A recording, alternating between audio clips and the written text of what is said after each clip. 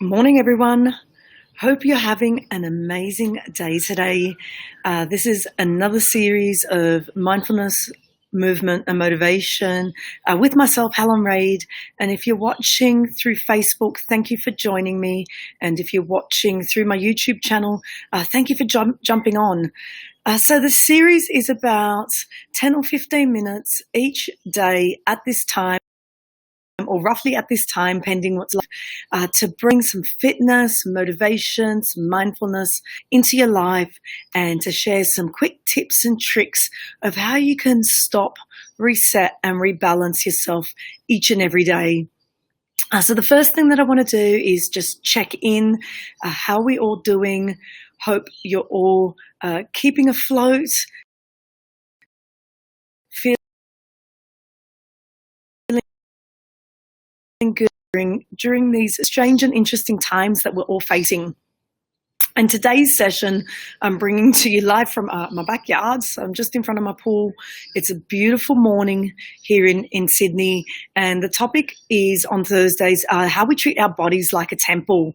And the reason that, this really resonates with me because it's all about our mind-body connection. So how we think drives what we feel, drives our behaviors. What we put into our body either serves us in a good way momentarily or in a good way holistically. And how we choose to treat our body, moving our body, stretching out our body, nourishing our body by physical movement and the food we put into it is also really important. And they're all connected. So make one part feel good, the other part starts to feel good. So yesterday, the 3 pillars of wellness, or with our wellness each and every day. So the first one was doing a little bit of a mental check-in, a mental and an emotional check-in. So where are you at mentally? What's going on for you right now? What are some of the thoughts that are popping up? And what are some of the feelings that are coming out through that? And we also talked about the physical, just checking in with our bodies, checking in what might be hurting, where we're feeling certain movements or tinges or, stress. It might be in our throats, might feel quite choked up or tight in the chest or even in our necks. So doing that every day just for a few moments, taking a few deep breaths, 60 seconds, closing the eyes and just checking in with how we're feeling in our bodies and with what's going on for us mentally is a good way just to rate ourselves on a day. Hopefully plans to do that or starting to build that into your routine each and every day.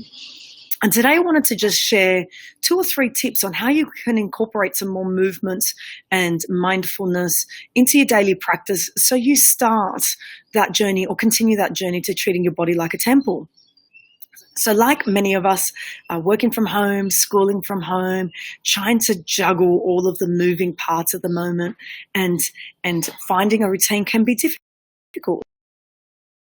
You can put into practice from a mindfulness perspective is book in some time with your loved ones over the lunch time and stop what you're doing. Pop it into your calendar and make a meal together or have lunch or breakfast together. That social and that family environment around you. Change the status quo. So if breakfast or lunch is normally eating on the run or it's normally really chaotic and messy, try and shift that into let's prepare it together, let's sit down, let's spend that 15 or 20 minutes having a good conversation. And whilst you're doing that, be focused on the foods that you are eating, enjoy the process of eating those foods, and know that the foods that you're putting into your body are there to help energize you, help make you feel good for the day, and help sustain longevity and build your immunity. Yesterday, I popped up a couple of recipes on my Facebook feed of the breakfast and lunch that I made. Feel free to message me. I'm happy to share those. It was with items that I had in the house. I didn't go out to specifically buy particular items. They're with items that I have in my fridge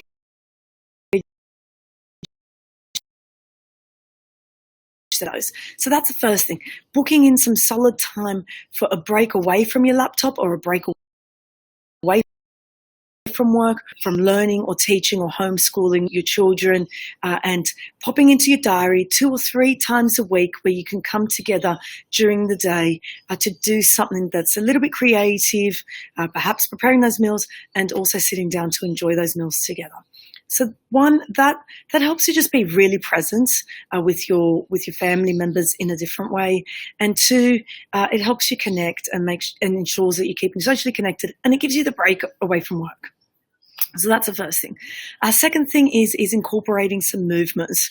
Now, I know not all of us are blessed like myself to have gyms in our garages or our backyards, but you don't need a lot of space. Getting outside, if you have some grass, and popping your feet into the grass and standing or sitting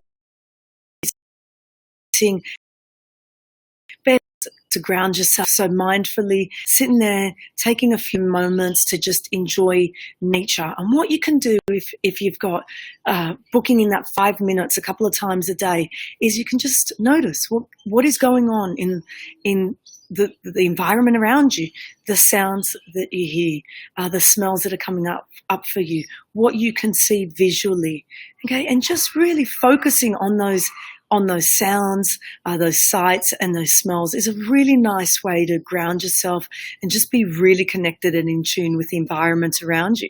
So that's another way that you can build in some breaks into your day, especially if you sat or stood at a laptop all day long working. The third one is building in some movements. And if you're a person that's similar to me, where you have back-to-back meetings for hours on end, a great way to build in movements into your day is to do walking meetings.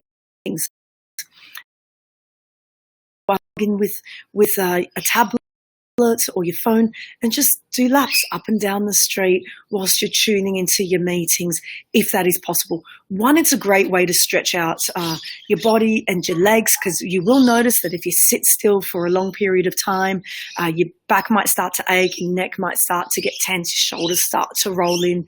So we do need to, be making sure that we've got good posture during these times as well. So, build in some walking meetings if you can.